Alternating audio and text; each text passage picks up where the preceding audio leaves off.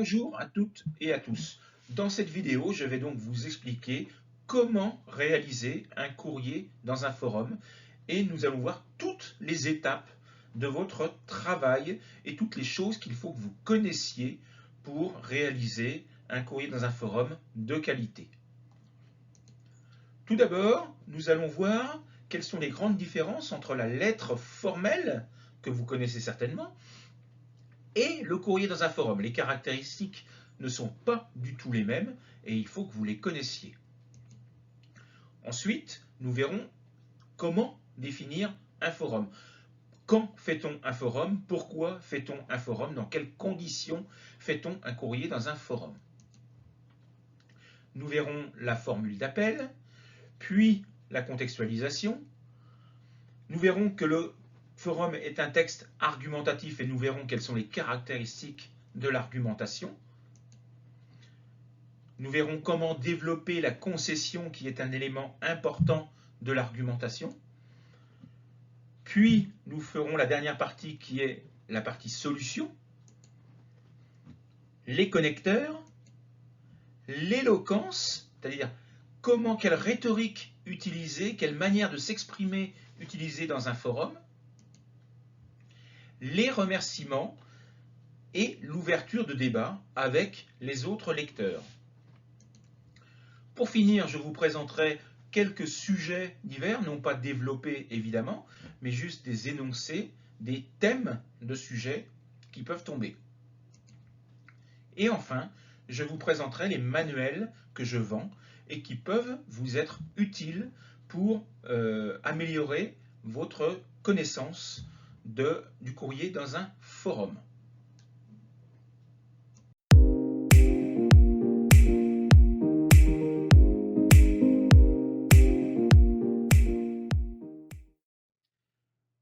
Alors, première grande différence avec la lettre formelle. Vous connaissez certainement les caractéristiques de la lettre formelle. Au cas où vous ne les connaîtriez pas correctement, je vous renvoie sur la vidéo où j'explique les caractéristiques de la lettre formelle, notamment la lettre au maire ou la lettre au directeur d'une école, par exemple. Alors, vous savez, on y met l'expéditeur, le récepteur, la date, le lieu, l'objet, etc., etc. Tous ces éléments sont totalement interdits dans la lettre dans un forum. Donc vous ne mettez pas votre nom, vous ne mettez pas votre adresse, vous ne mettez pas vos coordonnées, vous ne mettez pas non plus les coordonnées du récepteur puisque vous écrivez dans un forum. Donc il n'y a pas de récepteur particulier, mais vous écrivez à toutes les personnes qui vont lire cet article sur Internet. Donc pas de récepteur non plus, pas de date ni de lieu, puisque évidemment, dans un forum, la date et le lieu, alors le lieu n'apparaît pas, mais la date apparaît automatiquement quand vous mettez un article dans le journal. D'accord? Donc, tous ces éléments sont totalement interdits. Pas d'objet non plus. Éventuellement, un titre, mais ce n'est pas obligatoire. D'accord? Et puis, vous ne mettez pas non plus de phrase finale, c'est-à-dire la phrase que vous connaissez certainement, vous souhaitant bonne réception et dans l'attente, etc., etc., veuillez agréer. Donc tout ça, vous ne le mettez pas, vous allez juste mettre à la fin merci ou respectueusement ou cordialement, et puis terminer. Et puis vous signerez en mettant votre nom et votre prénom. Donc voilà, ou même éventuellement juste votre prénom.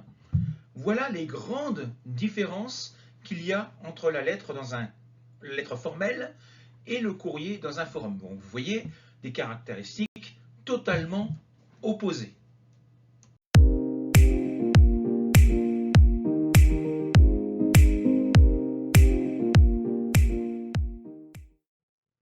Alors une lettre dans un forum, c'est quoi?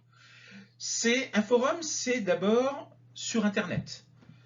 C'est-à-dire que les personnes à qui vous parlez sont des internautes, ce que l'on appelle des internautes, c'est-à-dire des personnes qui, comme vous, sont abonnées à un journal, à une revue, à un site internet. Et puis le forum, c'est un lieu où toutes ces personnes qui ont la caractéristique, le point commun d'être abonnées au même élément, c'est-à-dire, comme je le répète, ça peut être un journal, ça peut être une revue, ça peut être un site internet. Toutes ces personnes ont pour point commun d'être inscrites et toutes ces personnes vont lire ce que vous écrivez et donnent leur opinion sur ce qu'elles ont lu dans le journal ou sur un fait de société, quelque chose, l'actualité du jour, etc., etc. Donc chacun donne son opinion sur quelque chose qui a eu lieu dans le journal ou ailleurs. D'accord? Donc voilà ce qu'est un forum. Ce sont des lecteurs qui donnent leur opinion à d'autres lecteurs. Et c'est uniquement sur Internet. Donc ce sont des internautes. Vous apportez donc votre point de vue personnel aux autres lecteurs. Parfois, dans certains sujets de DALF, on va vous demander de répondre à un courrier antérieur, donc un courrier précédent d'une autre personne. Imaginez, la personne juste avant vous a donné son opinion sur, je ne sais pas, sur l'égalité homme-femme dans le travail ou sur les expériences animales dans la médecine. Donc cette personne a donné son opinion et puis on vous dit dans l'énoncé, vous devez répondre à cette personne en lui disant que vous n'êtes absolument pas d'accord avec elle. Donc forcément, vous donnerez des opinions, une opinion qui est totalement opposée à celle de cette personne. Et bien entendu, il faudra faire référence à cette personne dans votre premier paragraphe. J'ai lu le courrier de monsieur qui dit que, etc., etc. D'accord? Donc voilà ce qu'est un forum.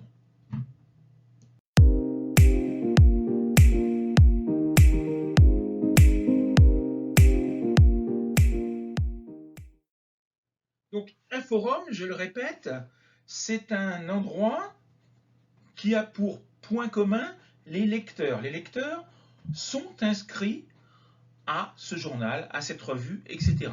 Mais vous ne connaissez pas les autres personnes. D'accord? Ce sont des personnes qui habitent peut-être à l'autre bout de la France ou même qui habitent à l'étranger, que vous ne connaissez absolument pas. Et la politesse à la française fait que lorsque l'on ne connaît pas une personne, on doit la respecter au niveau de la parole. C'est-à-dire qu'on doit utiliser forcément vous et on doit absolument être formel.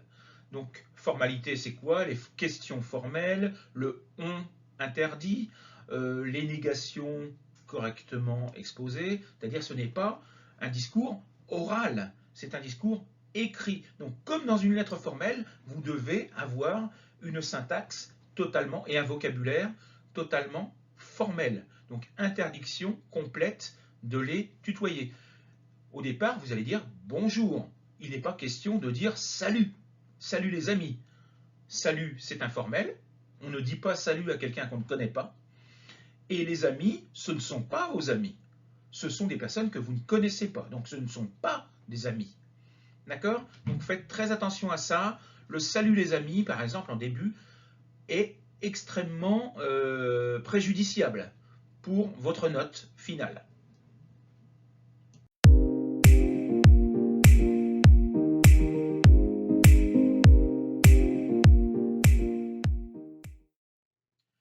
La contextualisation est un élément extrêmement important dans un forum. Imaginez, moi je suis lecteur dans un journal et j'ai vu un article sur les expériences animales dans la médecine. Je vais donc donner mon point de vue personnel. Mais qui suis-je pour estimer avoir le droit et avoir les connaissances suffisantes pour parler de ce sujet? Est-ce que je suis médecin? Est-ce que je travaille moi-même avec des animaux? Est-ce que... Il faut bien entendu que j'explique pourquoi j'ai décidé aujourd'hui d'écrire sur ce sujet-là. Donc il faut, dans le premier paragraphe, que vous vous présentiez. Bonjour, je m'appelle Bruno et je suis médecin, etc., etc. Donc je vais m'inventer un personnage qui, pour des raisons familiales, qui, pour des raisons professionnelles, est en relation directe avec ce thème dont il va parler. Imaginez, moi, en tant que prof de français, je ne vais pas vous parler, par exemple, du tourisme spatial. Je n'y connais rien. D'accord? Donc, de quel droit je m'autorise la possibilité de donner mon opinion sur un sujet dont je ne connais absolument rien? Donc, il faut toujours justifier le droit que vous vous accordez de donner votre opinion sur ce sujet-là. Et ça, vous le faites dans la contextualisation au départ. Vous pouvez bien entendu faire référence à un article que vous avez lu dans le journal, dans la revue à laquelle vous êtes abonné, ou à un sujet d'actualité. J'ai entendu ou j'ai vu ce matin à la télévision que, et j'aimerais donner mon opinion sur ce sujet. D'accord? Donc vous vous inventez un personnage et l'élément déclencheur qui a fait que vous avez décidé aujourd'hui de parler de ce sujet-là.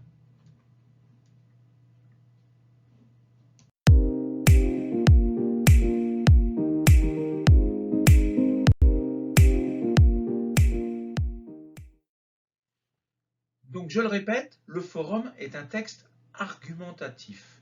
Ça veut dire quoi? C'est-à-dire que c'est un texte subjectif. C'est-à-dire qu'il n'est pas question de dire « Ah, il y a des avantages et il y a des inconvénients ». Non, vous donnez votre opinion. Vous avez un point de vue et c'est ce point de vue que vous devez donner. Donc vous devez être pour ou contre. Il n'est pas question de dire « Il y a tels avantages, puis il y a tels inconvénients ». Ce n'est pas un forum. Un forum, on donne son avis personnel. D'accord? Donc, on peut le faire en relation avec le point de vue donné par un autre internaute juste avant vous, ou vous pouvez le faire de manière totalement autonome en disant « je suis d'accord » ou « je ne suis pas d'accord avec tel fait de société ou avec telle actualité ». D'accord? Donc, votre but est de convaincre. L'argumentation permet de convaincre, c'est-à-dire de faire en sorte que les lecteurs ou les personnes, les internautes qui vont lire votre article disent à la fin « Ah bah oui, c'est vrai, elle a raison » ou « il a raison ». Donc il faut que vous obteniez ce qu'on appelle l'adhésion des lecteurs, que vous arriviez à les convaincre que ce que vous dites est vrai. Donc il faut pour cela utiliser une manière de s'exprimer bien spécifique et nous allons voir ça ensemble maintenant.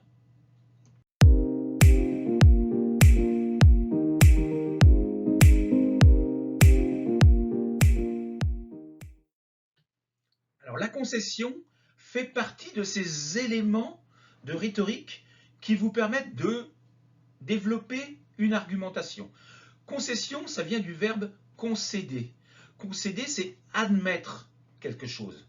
D'accord? C'est-à-dire qu'on fait une concession à quelqu'un, c'est-à-dire qu'on admet que cette personne peut, dans certains cas, avoir raison. Mais, voilà, il y a toujours un mais. D'accord? Dans une concession, il y a toujours un mais, ou un cependant, ou un pourtant. D'accord?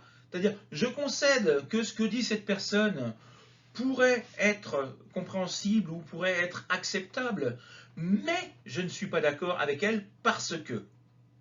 D'accord? Donc la concession vous permet d'exprimer, de renforcer votre propre opinion sur le sujet. D'accord? Certaines personnes disent que la médecine est extrêmement violente ou extrêmement horrible avec les animaux. Cependant, il faut admettre que la médecine ne serait pas ce qu'elle est aujourd'hui si nous n'avions pas fait d'expérience animale. Donc, je concède que malheureusement, les animaux souffrent dans les laboratoires, mais en contrepartie, la médecine que nous avons aujourd'hui ne serait pas la même si nous n'avions pas fait d'expérience animale auparavant. Donc, vous voyez, on peut concéder sur n'importe quoi. OK? Donc, cette concession, je vous ai fourni ici les connecteurs principaux qui sont bien que ou quoique suivis d'un subjonctif. Certes, on met la première phrase mais dans la même phrase, d'accord? Certes, il pleut, mais je vais promener mon chien. D'accord? Donc, il pleut, je concède qu'il pleut, je regarde dehors, il pleut. Malgré tout, je vais quand même aller promener mon chien. D'accord? D'autres connecteurs sont je concède que j'admets que, je conçois que. Donc vous avez plusieurs manières de le faire. Et vous avez également malgré ou en dépit de, mais qui eux sont suivis d'un non. On ne peut pas dire malgré que, ça n'existe pas. D'accord?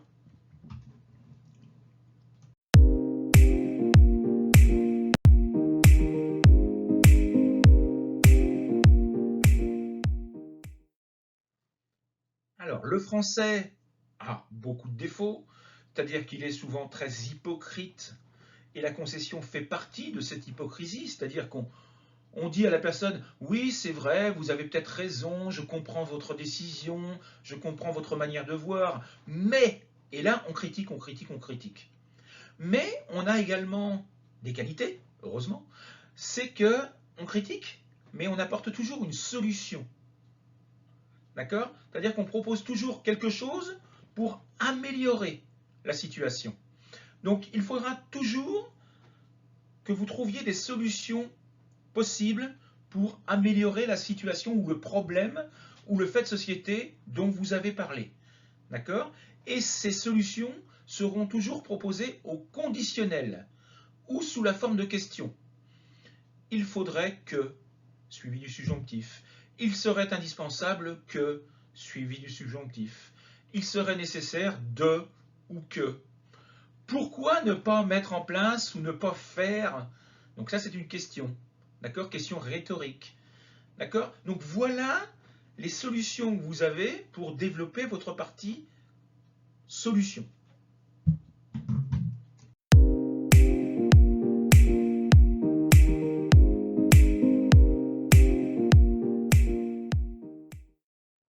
Alors pour cela, il faut que vous connaissiez parfaitement les connecteurs qui vont vous permettre de passer d'un paragraphe à l'autre.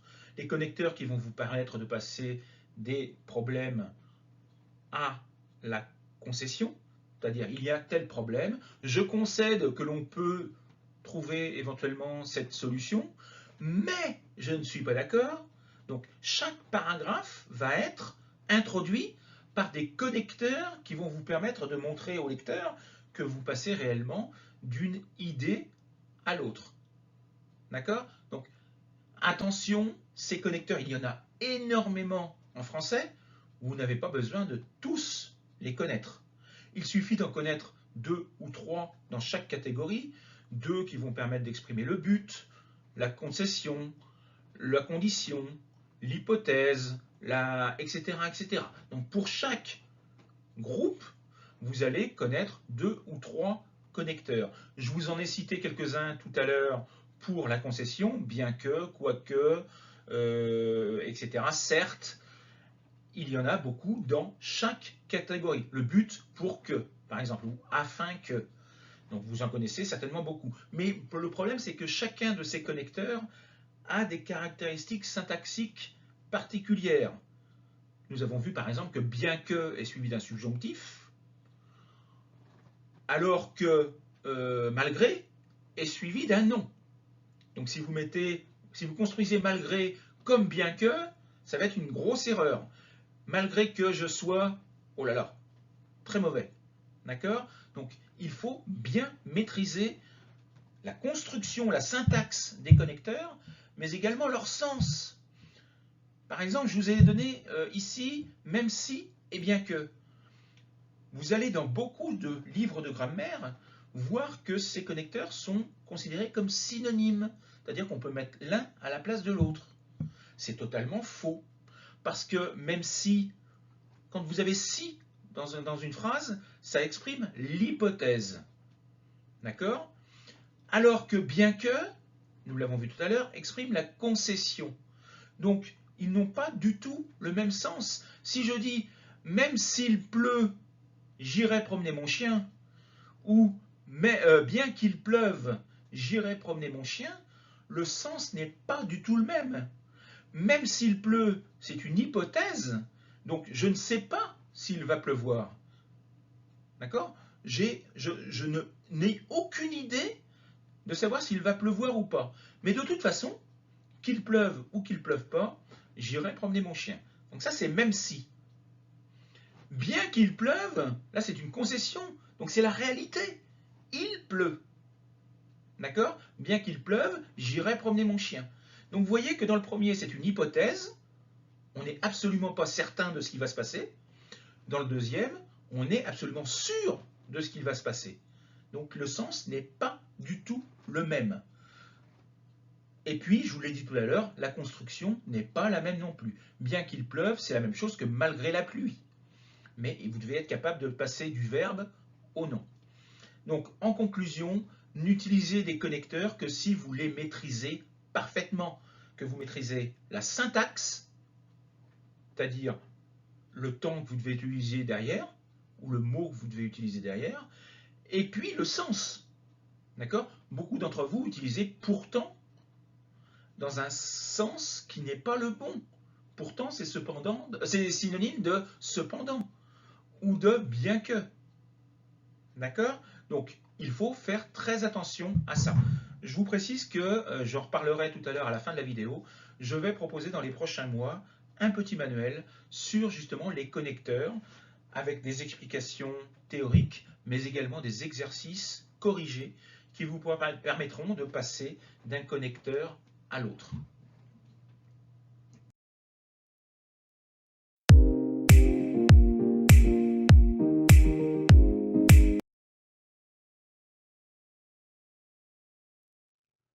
Vous l'avez donc compris, vous avez énormément de possibilités pour exprimer votre opinion dans un courrier, dans un forum. Nous l'avons vu, concession, certains diront que, évidemment, pourtant. Vous pouvez également le faire sous la forme de points de vue ironiques ou sarcastiques. Comment peut-on être aussi naïf? Donc vous faites référence à ce qu'a dit la personne avant vous. Comment peut-on être aussi naïf, aussi bête, aussi idiot? Naïf, évidemment, est beaucoup plus formel, d'accord, beaucoup plus hypocrite. Comment est-il possible de prendre de telles décisions? D'accord? On critique les décisions qui ont été prises d'une manière formelle, sous la forme d'une question. D'accord? Question rhétorique également. Souhaitez-vous vraiment que? Et là, vous allez exprimer une chose à laquelle, évidemment, la personne ou les personnes qui vont lire votre point de vue ne pourront pas répondre par la négative ou par l'affirmative. Ça dépend comment vous exprimez votre question. Imaginez, j'écris à un maire parce que il ne met aucune protection pour les enfants sur les trottoirs. D'accord? C'est un cas précis. Le maire refuse de mettre des protections sur les trottoirs pour que les enfants puissent marcher en toute sécurité. Vous allez écrire dans le forum et vous allez dire « Comment pouvez-vous ou voulez-vous vraiment que nos enfants meurent les uns après les autres sur le trottoir ?» Évidemment, le maire, il ne va pas répondre « Oui ». Il n'a pas le choix. D'accord? Il va répondre « Bah non, évidemment, je ne veux pas qu'il meure ». Donc, c'est une manière rhétorique d'exprimer votre opinion et de mettre les personnes qui vont lire cet article ou ce forum devant le fait accompli. D'accord? Ils n'ont pas le choix, ils ne peuvent pas répondre le contraire de ce que vous dites. Et puis, il y a également des figures de style que l'on peut retrouver dans la poésie aussi, qui sont des comparaisons, des allégories. Par exemple, sommes-nous devenus des animaux? Donc, par exemple, sur l'environnement, sur les déchets, le tri des déchets, sommes-nous devenus des animaux? On trouve des déchets partout dans la rue, etc. On est pire que des animaux.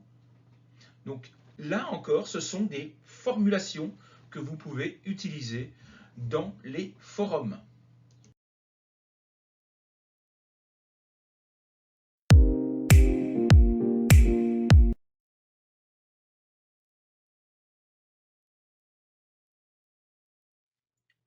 Et le forum, je vous le rappelle, vous n'êtes pas tout seul. Il y a d'autres personnes avant vous qui ont écrit. Il y a certainement beaucoup d'autres personnes après vous qui vont à leur tour donner leur opinion sur le thème. Okay? Donc vous ne devez pas vous contenter de mettre votre article « Je pense, merci, au revoir ». Non. D'abord, vous remerciez les personnes qui ont lu votre article, parce qu'elles n'étaient pas obligées de le faire. D'accord? Donc si elles sont allées jusqu'au bout, la moindre des politesses, rappelez-vous que nous sommes en France, la moindre des politesses, c'est de les remercier d'avoir eu le courage ou la volonté d'aller jusqu'au bout de la lecture de votre courrier. Donc ça, première chose. Je vous remercie de m'avoir lu ou d'avoir lu mon opinion. Et puis, deuxième chose, comme il s'agit d'un forum, vous leur demandez d'entrer dans le débat. C'est-à-dire que votre parole n'est pas une parole d'évangile. Je ne sais pas si vous connaissez cette expression, mais vous n'avez pas le savoir ultime. C'est-à-dire que d'autres personnes peuvent avoir une opinion différente de la vôtre, et vous devez l'accepter. Et vous devez leur permettre, à leur tour, de donner leur opinion sur ce sujet-là. Donc, merci beaucoup de m'avoir lu. J'aimerais maintenant avoir votre propre opinion sur ce sujet. J'attends votre point de vue avec impatience. Donc, vous leur donnez la possibilité de poursuivre le débat, qui n'est pas un débat oral comme à la radio par exemple, ou à la télévision, mais un débat écrit sous la forme de courrier dans un forum. Donc voilà ce que vous devez faire dans la dernière partie de votre forum.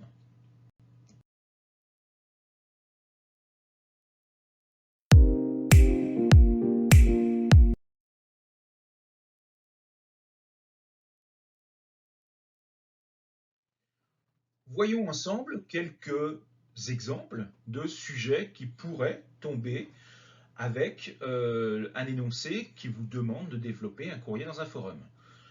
Est-ce que vous êtes pour ou contre le véganisme? Est-ce que vous êtes pour ou contre les nouvelles technologies à l'école? Est-ce que vous êtes pour ou contre le travail en ligne? Quel est le problème actuel, la situation actuelle des personnes âgées et comment améliorer cette situation? Les achats sur Internet, avantages et inconvénients. Le harcèlement scolaire, le problème, les conséquences, les solutions. Donc vous devez apporter vos solutions contre le harcèlement scolaire ou donner éventuellement votre expérience personnelle par rapport au harcèlement scolaire. Est-ce que vous êtes professeur? Est-ce que vous êtes directeur d'école?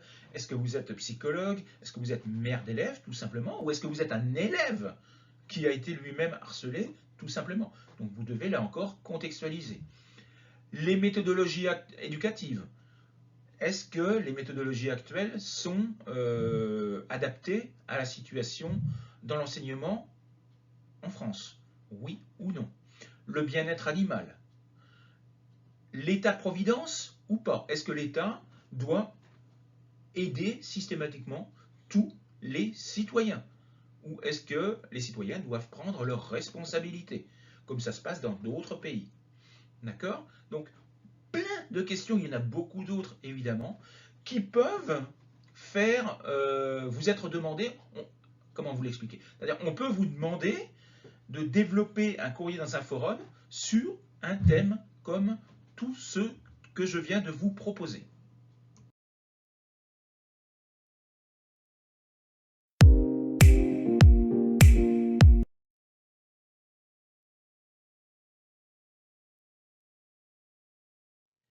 Alors, le premier manuel que je propose, il est déjà en vente depuis plusieurs mois, c'est l'essai argumenté. Donc j'y développe 40 sujets totalement développés avec la méthodologie étape par étape. Il n'y a pas que des courriers dans un forum, il y a également des lettres formelles, des articles de journaux, des emails, etc., etc. Tous les types d'arguments que l'on peut vous demander pour le DELF ou pour le DALF. Ce manuel est au prix de 15 €. Vous avez également un nouveau manuel qui va sortir dans les prochaines semaines ou dans les prochains mois sur les différents types d'essais argumentés et sur les caractéristiques de chacun de ces essais argumentés. Donc nous avons vu aujourd'hui le forum, Mais vous savez, il y a la lettre formelle, la lettre informelle, l'email, le courrier des lecteurs, l'article de journal, la lettre ouverte, etc., etc. Plein de choses différentes qui correspondent à plein de caractéristiques différentes. Là encore, ce petit manuel sera au prix de 15 € lui aussi. Un autre manuel, je vous en ai parlé tout à l'heure, sur les connecteurs.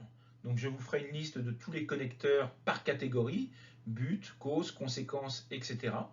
Je vous proposerai des exemples sur des thèmes proposés pour le DELF ou pour le DALF et des exercices pour être capable de réutiliser ces connecteurs dans d'autres situations et passer d'un connecteur à l'autre. Donc ces exercices seront bien entendu tous corrigés. Il sera lui aussi au prix de 15 €. Donc voilà les manuels que je propose.